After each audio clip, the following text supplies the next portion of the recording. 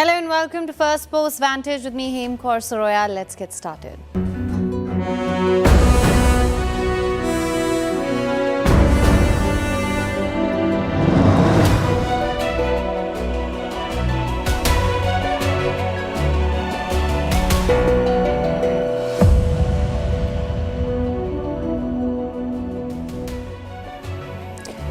A 144 days of war, days of ambiguity. Iran has finally said it. It has declared a full-scale war. So what happens next? We did a roll call and the end game, it seems, has taken another sick day. The Strait of Hormuz is no longer the only hostage. Another strategic waterway has been taken prisoner. The Houthis have announced a naval blockade targeting Saudi Arabia. Meanwhile, the Dragon is back to doing what it does best, turning maritime myths into maritime confrontations.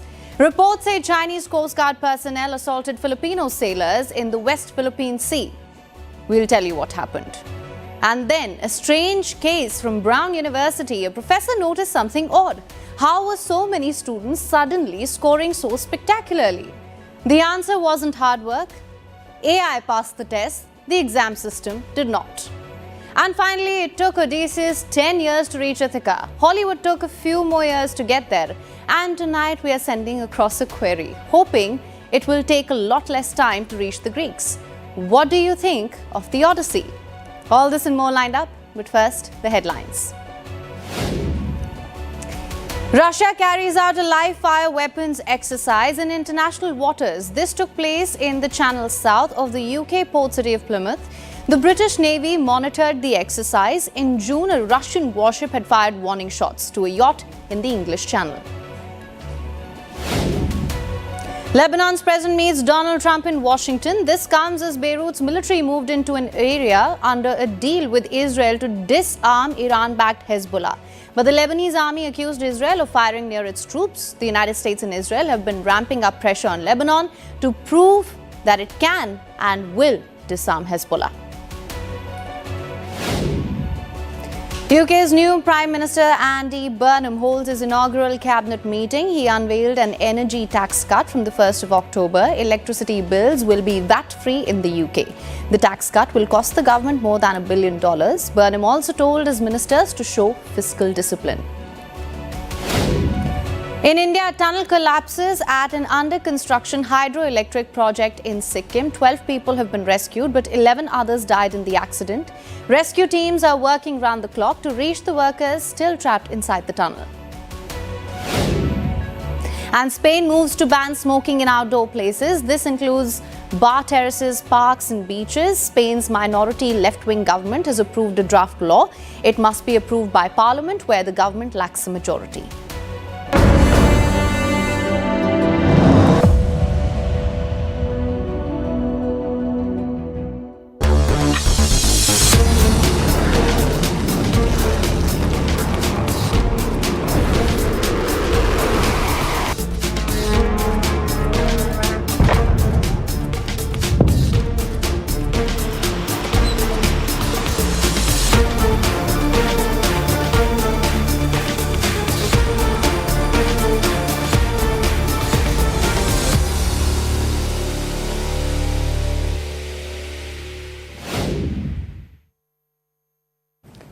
A 144 days. That's how many days the U.S.-Iran war has now lasted. Longer than anyone expected. Deadlier than either side admits. And with peace talks hanging by a thread, the war may be entering its most dangerous phase yet. And if you want to understand the cost of this war, just take a look at the numbers. 10. That's how many consecutive nights America has hit Iran since the talks collapsed. The United States has expanded the war by targeting Iran's infrastructure, bridges, energy, and reportedly even water. Iran's UN ambassador calls it war crime, while Washington insists the strikes are meant to degrade Iran's command and control capabilities. Either way, the question is, can 10 nights of renewed bombing achieve what the first 100-plus days of war could not? Can they force regime change, or at least deliver a peace on US terms?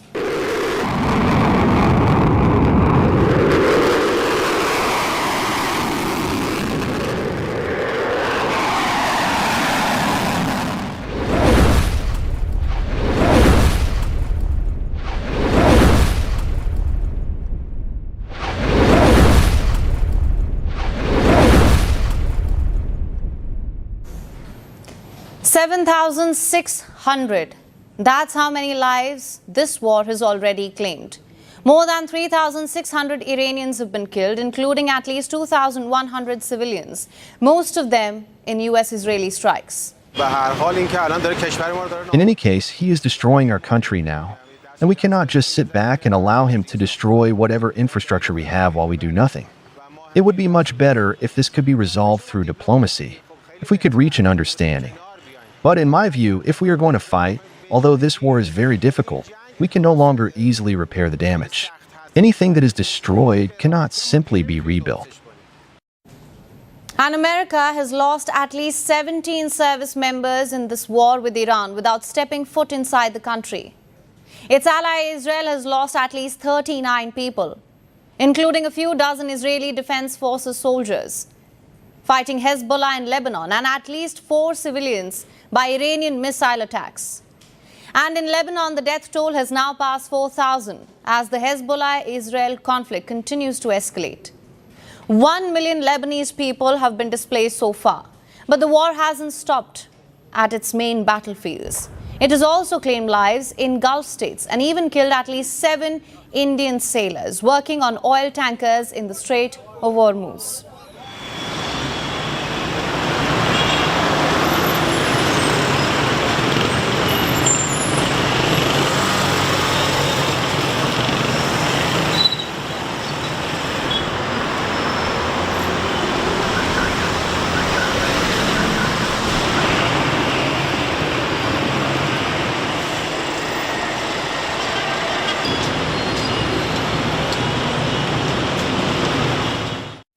Over $90 a barrel, that's where Brent crude now trades as tensions in the Strait escalate.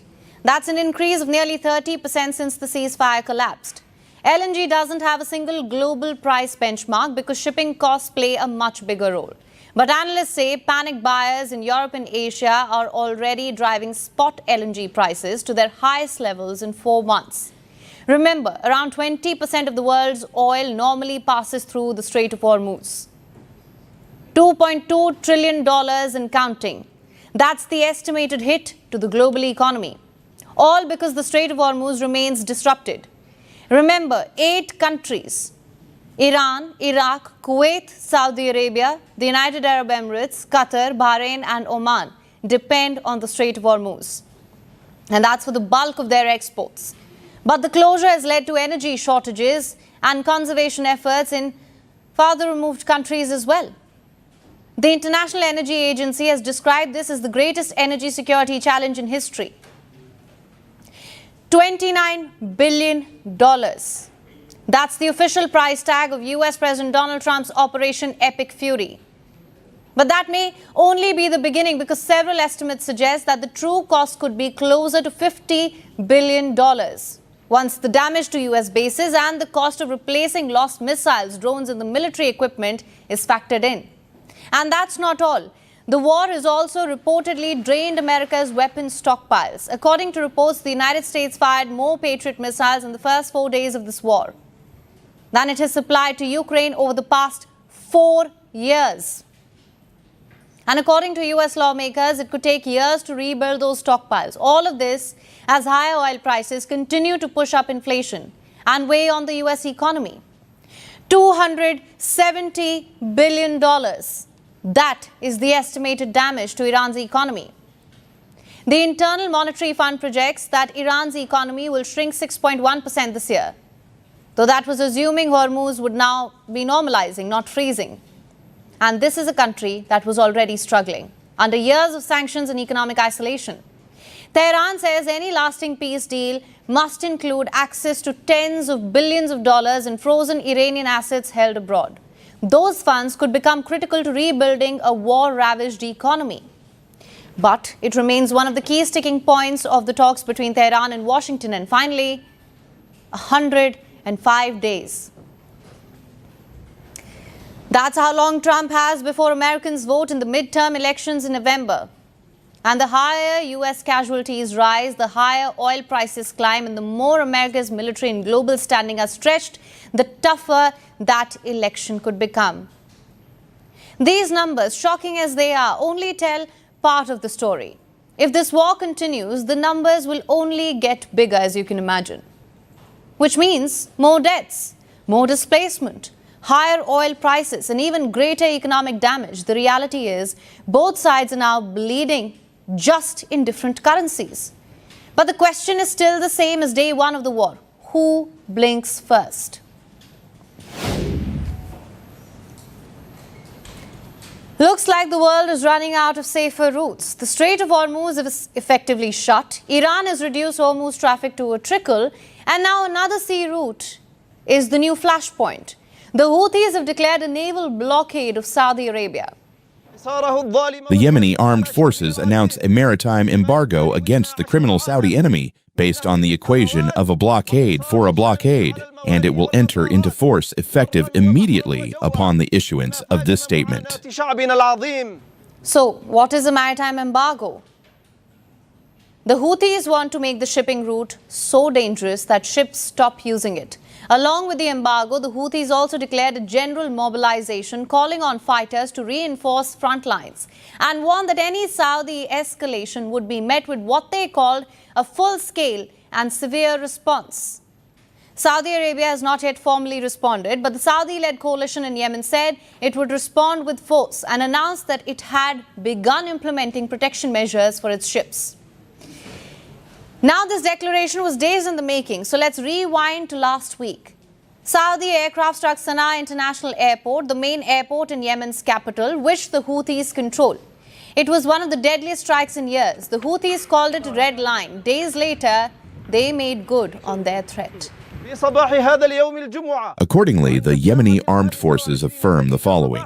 First, we warn the criminal Saudi enemy against repeating any attempt to violate our airspace or carry out aggression against our country. Any such action will be met with a comprehensive response targeting its airports and vital interests on land and at sea. Second, we will not accept the continuation of the unjust Saudi American blockade on our country indefinitely, and we will take all legitimate measures to bring this blockade to an end.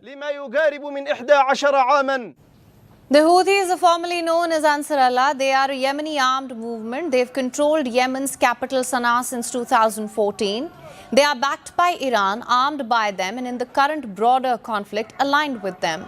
Since 2015, Saudi Arabia has led a military coalition against the Houthis, backing Yemen's internationally recognized government. That war has killed hundreds of thousands of people. It's created one of the world's worst humanitarian crises. A fragile truce had largely held in recent years, until last week. And this is where things get alarming. Let's pull up the map for you. You can see that Saudi Arabia borders the Red Sea.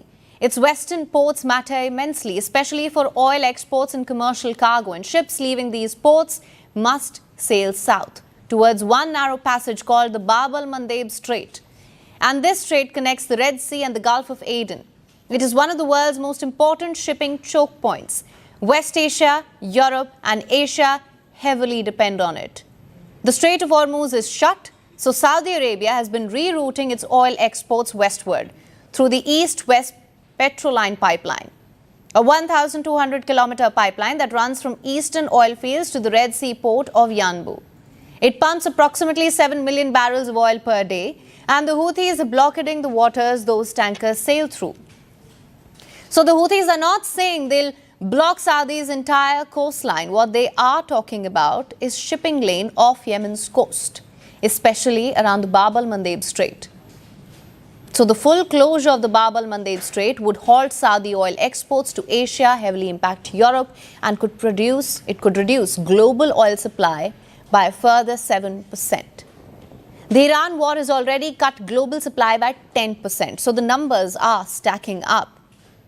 Now that brings us to another question. Will the Houthis act on this threat? Their track record makes this threat credible. They disrupted global commerce in 2023, attacked ships in Bab al-Mandeb in response to Israeli attacks on Gaza. Those attacks stopped only when a ceasefire was announced. Now they're back. So attacks on commercial shipping, very much possible. It takes years to build global trade routes. It can take just a few missiles to throw them into chaos. The Houthis have shown that before. The question now is whether they're about to do it again. And the story isn't just about Saudi Arabia or Yemen. it's about the global economy too. When the world's major shipping lanes come under threat, the impact does not stay at sea. It can show up in the price of the fuel you buy, the cost of the goods you order, and even the food on your table. That is why the world is watching this very carefully.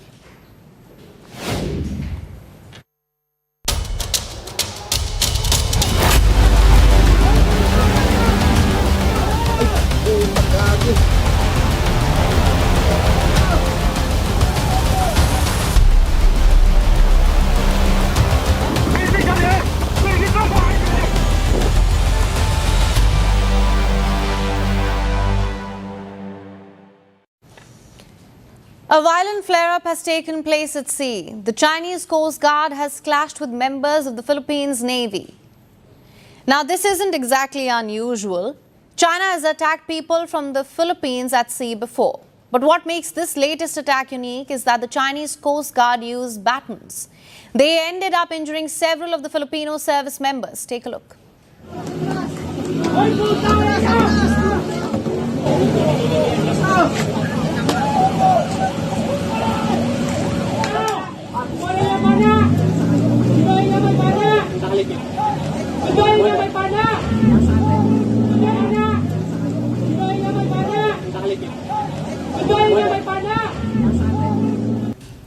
One of the Filipino Navy crewmen was hit in the head. He ended up with a deep wound. And here's a closer look at the weapon used on him. It's a heavy baton used by a masked member of the Chinese Coast Guard. Let's take a closer look at where the attack took place. This is the second Hormuz Shoal. It's a submerged reef, and it is located about 105 nautical miles to the west of the Philippines. That means it falls right in the middle of the exclusive economic zone of the Philippines, right at the center of its territorial waters. Manila calls these territorial waters the West Philippine Sea. It is part of the larger South China Sea region. But the shoal where the dispute took place is well within the Philippines' territorial limits. This isn't a matter of debate. It is clear under international maritime law. Try explaining that to China, though. Just because the greater water body is called the South China Sea, Beijing thinks the entire thing belongs to it. It even came up with its infamous 9-dash line a while ago to try and claim the sea and everything in it. This includes the second Hormuz Shoal. But the Philippines has no intentions of letting China walk all over it. Back in 1999, when Manila saw that Beijing had designs on the island, it intentionally grounded a Navy ship there. It's called BAP Sierra Madre. The grounded ship serves as a forward post. Members of the Philippines Navy stay there to prevent Chinese encroachment. Now, with this context, let's turn to China's version of events. Take a look at this video. It was posted by both the Chinese Coast Guard and the Chinese Embassy in Manila. Judging by the English captions, it's clearly meant for an international audience. China put out this video and claimed that it was the Philippines that started the fight. China's Foreign Ministry spokesperson also tried to claim that the Chinese Coast Guard had no choice but to attack. Listen to this. The Philippine side deliberately dispatched 2 small boats from its illegally grounded warship, dangerously approached and rammed a Chinese vessel, and violently attacked Chinese law enforcement personnel. China had no choice but to respond resolutely in accordance with the law. Now, Beijing accused the Filipino Navy men of approaching the Coast Guard vessel first, and the video shows the Navy personnel brandishing an oar. Okay, that part is true. But think about it for a second. This is an island about 100 nautical miles from the Philippines. It is about 600 nautical miles away from the nearest Chinese coast. As we said earlier, the second Hormuz Shoal lies within the West Philippine Sea, within the country's exclusive economic zone. So then ask yourself, what would you do in this situation? What would your country's military do if foreigners with clubs approached your military outpost, especially if they've had a history of violent conduct, like ramming ships and harassing your citizens with water cannons? This is exactly the point the Philippines has tried to highlight. A Filipino spokesperson said the Chinese account inverts the aggressor and the victim.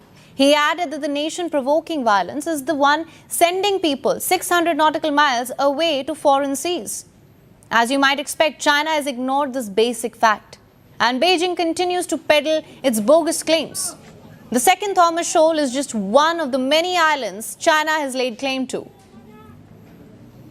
It also has territorial disputes with Vietnam, Malaysia, Japan. When one country always seems to have problems with all of its neighbors, it's hard to believe that it is the victim.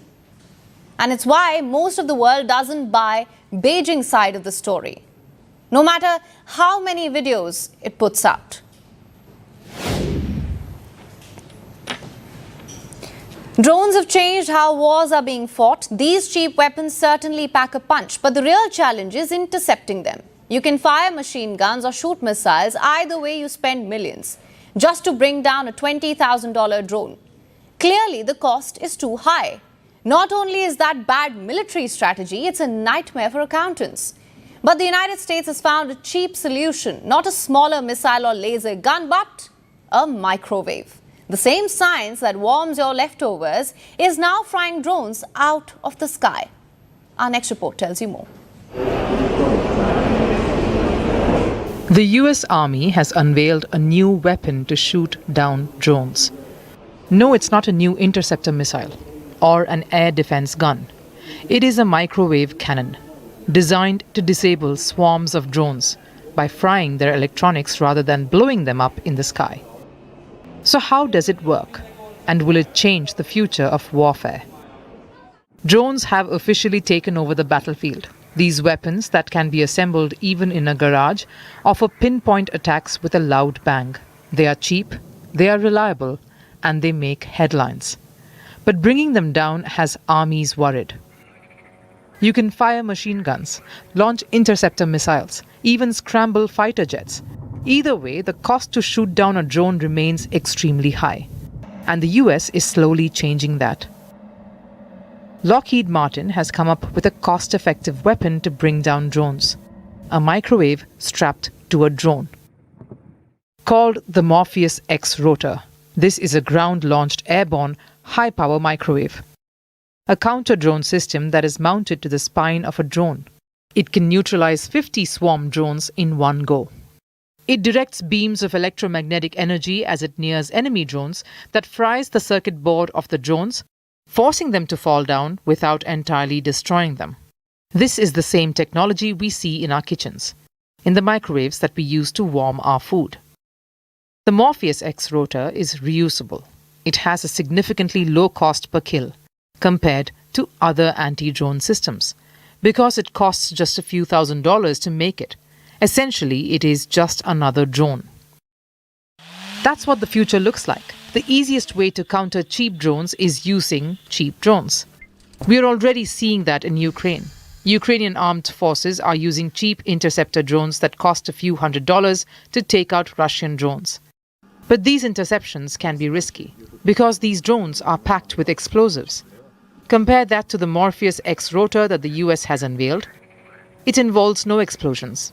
The microwave frequencies simply fry the electronics on board the incoming threat. So enemy drones can even be taken out over civilian areas, making it one of the most effective counter-drone systems. History tells us that military evolutions begin with a simple question. What if we fight differently? Gunpowder replaced swords, tanks broke trench warfare, cheap drones changed the battlefield.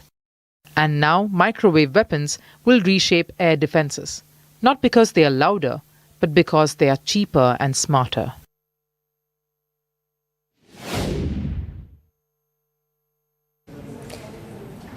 Now let's turn to India. Every year, millions of students appear in competitive exams to get admission into the country's top universities. Some dream to be lawyers or engineers. Many aspire to be doctors. Students who want to join medical colleges, they give an exam called the NEET. It stands for National Eligibility Cum Entrance Test. This exam is conducted once every year. Those who qualify get admission into India's medical colleges. Almost 2.5 million students sit for the exam each year. For those students, NEET is like a dream. It can make or break their careers. Today, that dream has spilled onto the streets in anger. Thousands of students are protesting in New Delhi over irregularities in the examination system, mainly the paper leak that happened this year, along with unfair checking practices and cheating rackets that were busted in several states. So what exactly is happening? Why are the students protesting? What are their demands? Let's break it down. At the heart of the protest is one simple concern: trust. The NEET is not just another entrance test. Millions of students spend months, even years, preparing for this exam. This year, the exam for undergraduate admissions was held on the 3rd of May. More than 2 million students appeared for it. But a paper leak was detected. The question paper had been circulated on Telegram and WhatsApp. By the 12th of May, the NEET was cancelled. A re-examination was announced. On the 21st of June, it was conducted again. And on the 16th of July, the results were announced. During this period, the government launched an investigation. A total of 13 people have been arrested for leaking the paper. So why are the students upset? Because the NEET is one of the most stressful exams in India. Children put their entire future on the line for it. Any lapse by the examination agencies hurts millions of students. A re-examination means they have to relive the stress, the pressure, for no fault of theirs. So when the leak was detected and the retest was announced, millions of students were left grieving. For some, that stress went beyond limits. At least 14 students died by suicide after the leak was detected. They cited mental stress and financial strain. Since the paper leak, students are worried about the entire examination process. They want to know that they have a fair and equal chance, and that their hopes and ambitions are being taken seriously. That's why they are protesting in the nation's capital, because they want accountability. Now, there are various student groups taking part in the demonstrations. Some are trying to push political agendas, but this protest is about the students. They have been wronged, and they've put forward some demands. The first, a transparent investigation into the paper leak. Second, stronger safeguards to ensure future exams remain safe and credible. Third, accountability and responsibility from institutions and officials that conduct examinations. This includes the resignation of Education Minister Dharmendra Pradhan. Yesterday saw one of the biggest demonstrations so far. Thousands of students gathered in central Delhi. They marched towards the parliament. The police stopped them with barricades. What followed were intense clashes. Several students were wounded. Some police personnel were also injured. Today, Prime Minister Narendra Modi addressed the concerns of the students. He called the paper leak a grave sin. He said the NEET paper leak was a ghor paap. We acted immediately, arrested all those involved, and 13 accused are currently in jail. Do not incite children. Show them the right path. It is easy to go on the wrong path, but much tougher to return. It is our responsibility to guide them. But the protests don't seem to be slowing down. The issue was raised in the parliament as well. And now India's opposition parties have joined the movement. They marched to the Prime Minister's residence. The point is that this is no way to treat the young people of this country. The young people of this country do not have any opportunities. All the doors are closed. There is only one door which is open, which is the door of the competitive exam, and that door is also destroyed. Now, it is important to remember why NEET carries enormous significance. This exam is the single gateway into medical education across India. For those aspiring to be doctors, years of preparation comes down to this one exam. Any disruption, like the paper leak, directly affects millions of students and their parents. That explains why the emotions surrounding the protests are so high. But this issue has opened larger conversation in the country. How do you conduct exams for millions and ensure complete integrity? Can technology make the exams more secure? Should question papers be handled differently? Can stronger surveillance and logistics prevent future leaks? Whatever may be the outcome of the protests, one thing is clear. For millions of students in India, the NEET is more than an examination. It is years of preparation, sacrifice, expectations. It's hope. That is why any question over the integrity of the examination resonates so deeply. Because in competitive exams, students can accept a difficult paper. They can take on tough competition, but above all, they want to know that the standards are same for all. The students trust that the institutions will be fair and equal. But once that trust is questioned, restoring it becomes just as important as conducting the exam itself.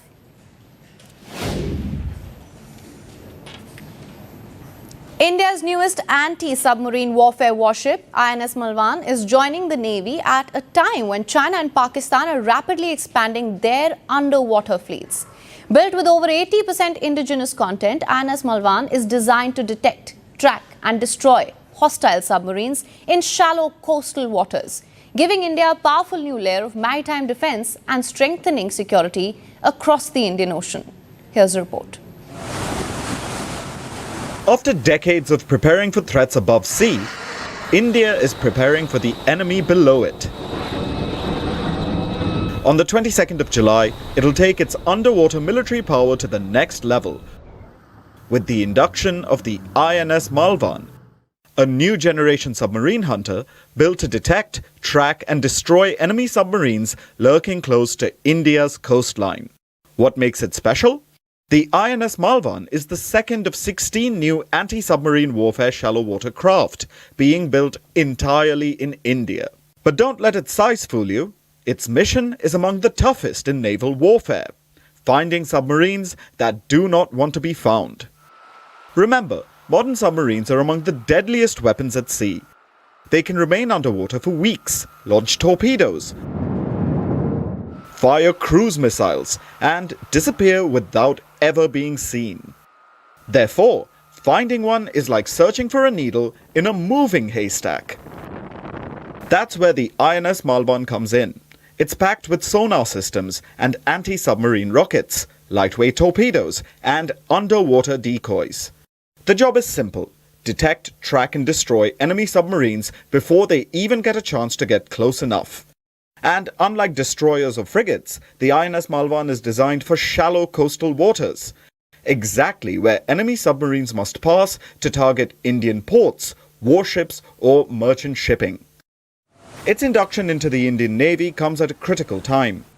China now operates one of the world's largest submarine fleets, including nuclear-powered submarines capable of operating across the Indian Ocean. Meanwhile, Pakistan is beginning to induct 8 Chinese-origin submarines. It would give Islamabad its biggest underwater capability in decades.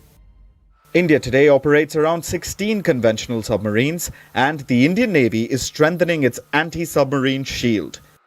A network of helicopters, maritime patrol aircraft, surface warships, and now dedicated submarine hunters like the INS Malwan. That's not all. It's learnt that the Indian Navy is also planning to add a total of 18 vessels this year alone, including more submarine hunters, stealth frigates, support ships, and auxiliary vessels. As the great power competition intensifies in the Indian Ocean, India is betting on dominating its own backyard. So it is best positioned to win tomorrow's battles.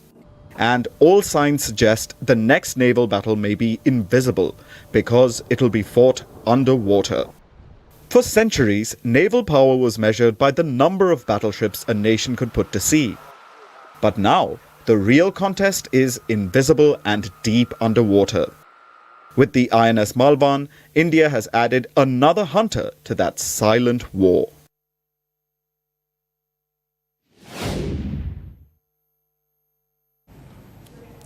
For as long as there have been exams, there have been students trying to cheat. Some copied from the person sitting next to them. Some passed chits across the classroom, while others hid notes inside their pencil boxes, even wrote formulas on their palms. Every generation found new ways to beat the system, and their goal was always the same: get the right answer without doing the hard work. But today the rules have changed because students are no longer just copying answers, they're asking artificial intelligence to create them. You see, unlike a search engine, a chatbot can write an essay, it can solve a maths problem, summarize an entire chapter, or even explain a difficult concept, all in a matter of seconds. That has left schools and universities globally facing a question they never had to ask before. How do you test a student's knowledge when a machine can produce the answers? That question is now forcing teachers to rethink and debate the way they teach and conduct exams. In fact, one professor in the United States found himself living it. His name is Roberto Serrano. He teaches economics at Brown University, and he noticed something extraordinary. Last year, a gunman opened fire on Brown University campus. 2 students were killed. The attack shocked the entire university. Many students were afraid of returning to class. So when the next semester began, Serrano decided to do things differently. He allowed his students to write their first major exam from home. The idea was to reduce anxiety after the trauma. But something unexpected happened. His class usually had around 30 students. This time, 86 students enrolled. And when the papers were marked, the results were astonishing. The average score was 96%. That had never happened before. In previous years, the class average had been between 65 to 80%. And the results did not look normal. The professor wanted to know why. So he asked ChatGPT the same questions. Now, ChatGPT, as you may know, is a chatbot owned by OpenAI. The answers looked strikingly similar. The same structure, same language, and same style of explanation. And that made him even more suspicious, as you can imagine. So he changed the final exam. This time, every student had to return to the classroom. They had to write the paper under his supervision. The difference was dramatic. Several students dropped or never turned up for the course. The class average fell from 96% to just 48.6%. The professor cancelled the first exam scores. And the bigger question became clear. How could a university know whether a student had actually learnt anything? And Brown University is not the only university asking that question. The same concern is now spreading across the world. But why are students using AI in the first place? It could be for various reasons. Some want to finish assignments faster, others want to improve their grades, of course. Some are trying to keep up with their peers, and for many, AI has become a shortcut. Nowhere is that pressure more visible than in East Asia. In South Korea, 2 people taking an English language exam were caught using AI-powered smart glasses. The glasses looked completely ordinary, but they could read the questions and display the answers inside the lenses. A similar case was reported in Taiwan. A student taking an entrance exam for a top medical school. It was also caught using AI smart glasses. The incident raised the fresh concerns about how exams can be protected, and then came the experiment that put it all in perspective. Researchers at a university in Hong Kong wanted to test how capable AI glasses had become. So they put them to the test. The glasses were given an undergraduate engineering exam. The AI scored among the top 5 students. This is in a class of more than 100. That experiment then raised another question. If AI can perform like one of the best students, then what should exams test in the future? A Pew Research survey found that more than 6 in 10 American teenagers now use AI chatbots regularly. More than half said they use them for schoolwork. About 1 in 10 said they complete all or most of their schoolwork using AI. And nearly 6 in 10 believe AI-assisted cheating has become common in their schools. So what are universities doing about it? In Australia, for instance, some colleges are bringing back more classroom exams. Others are asking students to explain their answers face-to-face. In fact, some are also increasing handwritten tests. The goal is no longer to check the final answer, it is to understand how the student reached it. And perhaps that's the biggest lesson here. You see, artificial intelligence is not the enemy. It can help people learn, explain complex ideas, and make education more accessible. But it cannot replace the one thing education is supposed to build: critical thinking. And that's the real test of the AI era. Not whether AI can pass an exam. We already know it can. The question is whether education can still produce students who can think without one. Our next story is from Latin America, from the nation of Nicaragua. The country seems set to abandon democracy altogether. Nicaragua's longtime dictator just declared that there will be no more elections, which technically means that we may be getting a new monarchy right on America's doorstep. This is Nicaragua. It's the largest country in Central America. It is home to about 7 million people. And for the last 19 years, it has been under the thumb of Daniel Ortega. Ortega is one of the presidents of Nicaragua. Last year, he elevated his vice president.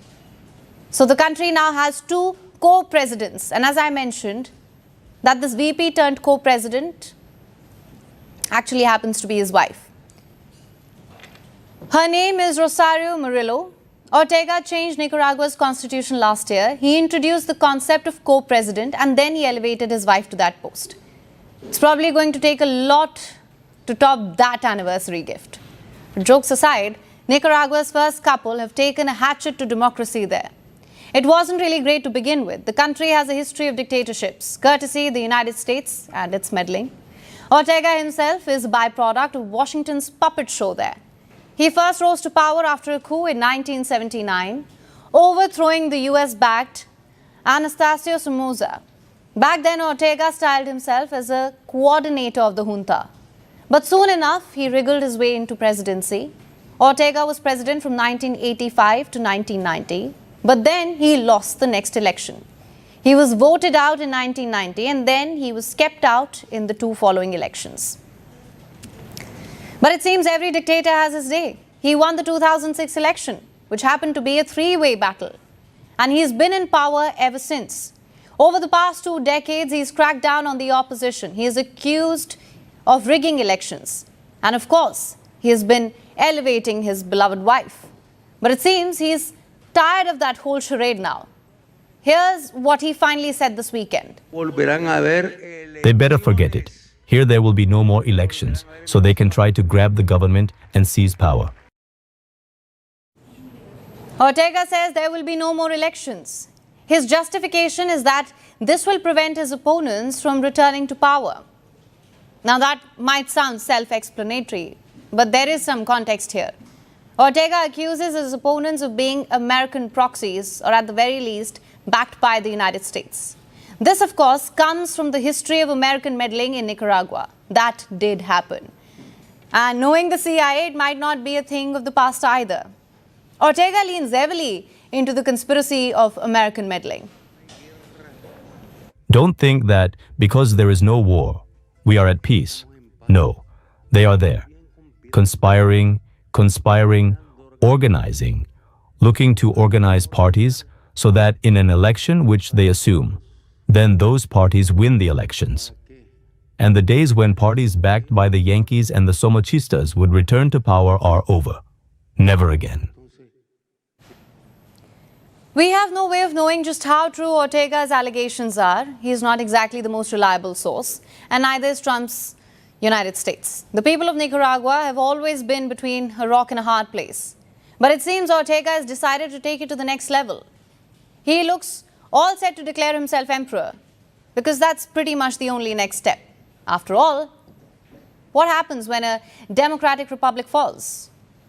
When the Roman Republic fell, you got the Roman Empire. The first French Republic gave rise to Emperor Napoleon Bonaparte. It's always the next logical step. But Ortega is no Napoleon, definitely no Augustus. So the people of Nicaragua look like they're in for an even tougher time ahead.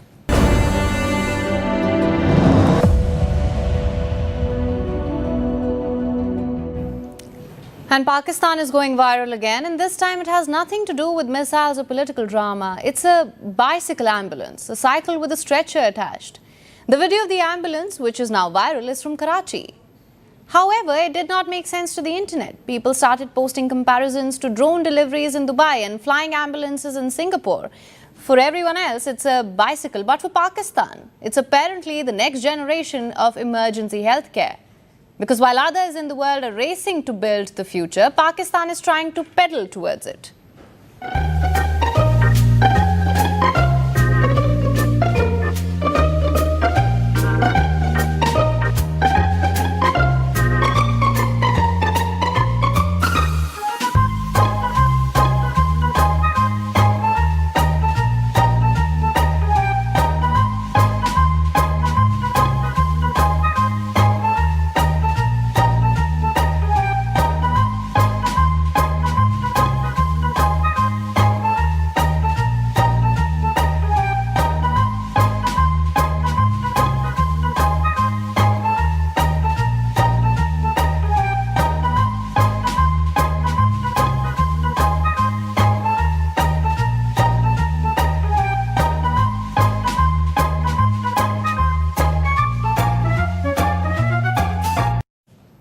And now it's time for Vantage Shots, images that tell a story. In Assam, the Indian Army has rescued over 200 people under Operation Jal Rahat as floods continue to batter the state, with the death toll now at 11. Similar scenes in Chile, where devastating floods and mudslides have forced the government to declare a state of catastrophe, leaving at least 5 dead and more than 99,000 people isolated. And for some relief from all that grim news, rare new footage of a snow leopard has been captured in China's Sichuan province, a welcome sign for one of the world's most elusive big cats. Finally, taking you back in history, on this day in 2007, the final Harry Potter book, Harry Potter and the Deathly Hallows, hit bookstores, ending one of the most successful literary series in history. That's all from us. Thank you so much for tuning in. See you tomorrow.